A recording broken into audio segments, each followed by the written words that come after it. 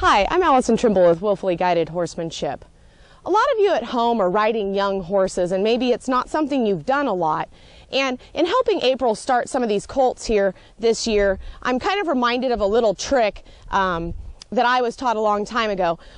One of the biggest issues that people have when they're starting colts, especially if they don't start a lot of colts, is they want to get too much into their horse's face, meaning they're really heavy and almost end up sometimes holding on to their horse's face to keep their balance. And it's probably the worst thing you can do with a colt. A colt needs to learn to move out and move its body first and steer before it learns to break off in the face or do any of that other stuff. You want them to be able to give laterally, but you don't want to be hanging on to their face all the time.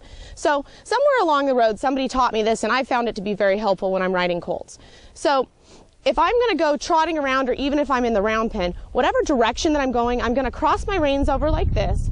And I'm always going to keep my hand that's the outside of the circle in the very center of the reins as I go around. And then as I need to, I'm going to pick up and direct with this rein to steer, and then release once my horse steers. So I'll give you an example. If I'm going to be going to the right here, my hand is going to be in the center, and as I need to steer, I'm going to reach up and guide. So if I'm going around here at the trot, I'm going to let this little filly, who's only got about 30 rides and only a few rides out here in the arena, get some steering. So if I'm going to change direction here, I'm going to change, put my right hand in the center, and reach up and steer. And so she's going to learn to travel around here in a way that's more natural for her body, steer, than if I was, holding on to her all the time and just constantly right here thinking about steering right and left everywhere that I went. Find that you run into a ton of problems and your horse actually doesn't steer as well. So what's happening is you have a constant hold on them. They're never having to go from natural, straightforward movement, balance the way they need to guiding. And so I want this horse here to be able to go around and just go straight until I pick up and steer her.